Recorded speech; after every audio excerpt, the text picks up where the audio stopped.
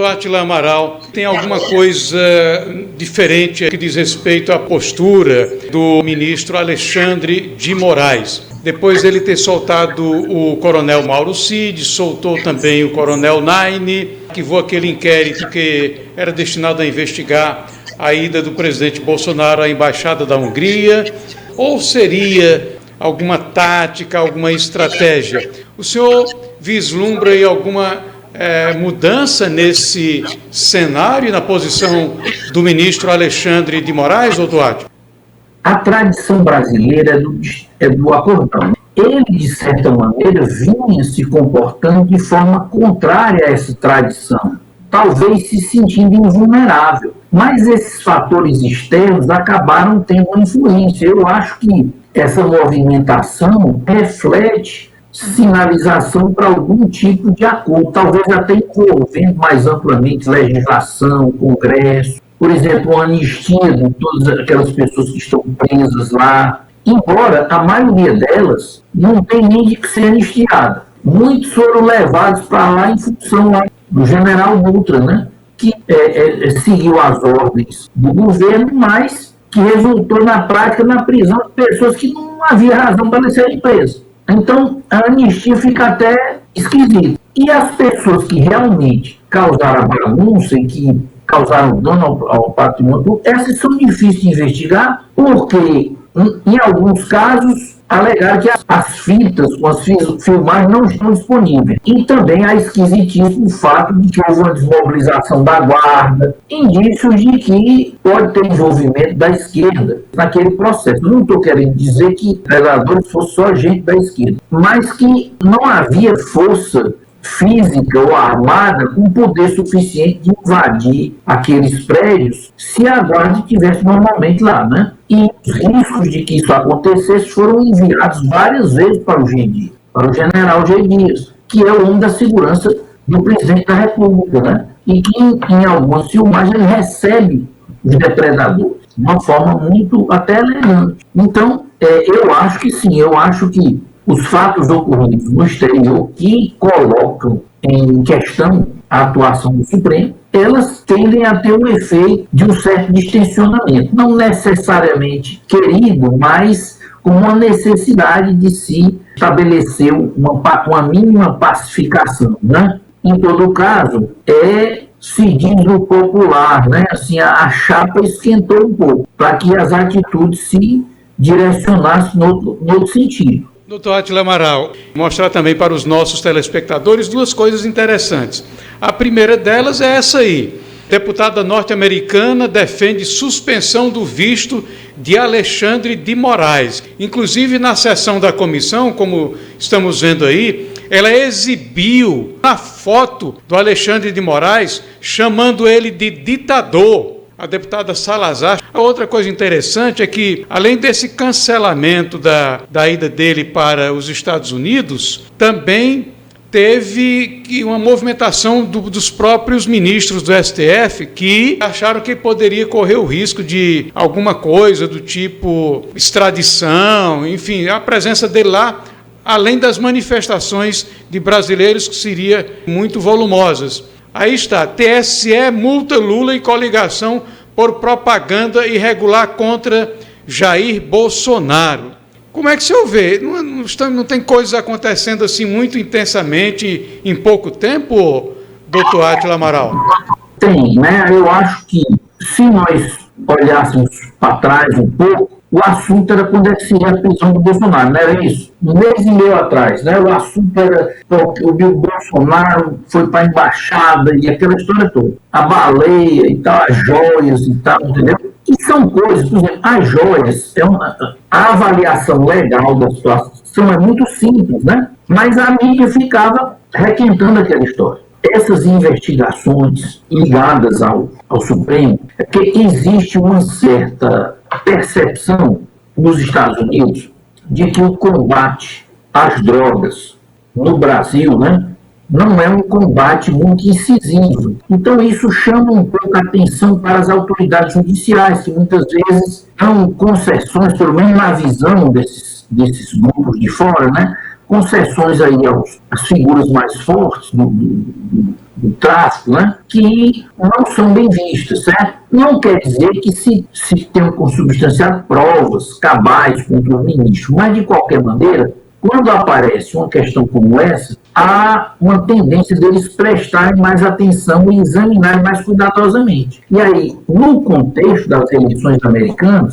o Biden está sendo visto por vastos setores dos republicanos como alguém que, de certa maneira, se meteu nessa confusão toda aqui. E é uma confusão que envolve ações de governos contra as normas que regem as empresas americanas. Então, isso cria um contexto e chama muito a atenção. Nesse contexto aí, os ministros passam a ter um cuidado maior. Mesmo que não se tenha objetivamente, vamos dizer assim, uma decisão de lá em relação a isso, eles estão debaixo da lupa agora. Aí é diferente, né? Então, essas questões que envolvem coisas muito claramente contrárias à legislação tendem a ser resolvidas mais rapidamente. Como, por exemplo, aqui o afastamento do governador do Distrito Federal, havia uma série de coisas que a própria prisão lá do secretário, que estava de férias, quer dizer, houve todo um contexto que chamou a atenção e que parecia que o poder estava agindo além da lei, fora da lei, na verdade. E, no fundo,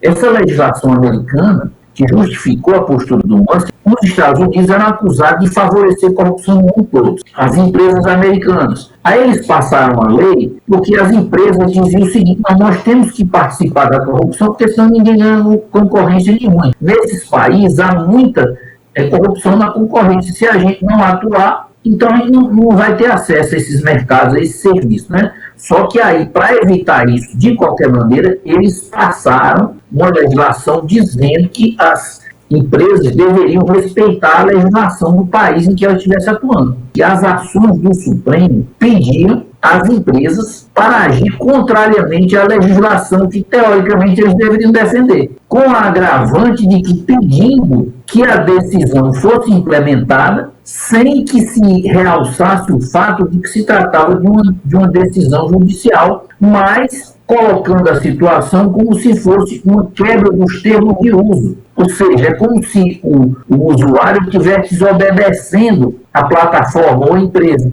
as normas da empresa, e não era o caso. Ou seja, as decisões que estavam lastreando estavam fundadas no arbítrio do juiz, não num processo, normalmente, uma decisão normal de um processo, que pode ser ruim, não há problema, ela pode ser, bom, eu cheguei, fundamentei, é péssimo, mas eu estou assinando embaixo e estou dando a minha fundamentação, que poderá ser questionada. Agora, se eu digo, não, você bote o sujeito para fora, mas não diga que foi eu. Aí você, isso sendo feito por parte da autoridade judicial, é uma coisa assim, que desafia até o normal. Vamos supor que você toma uma decisão ruim, aí você é péssimo, o cara fez uma decisão jurídica com uma fundamentação horrível.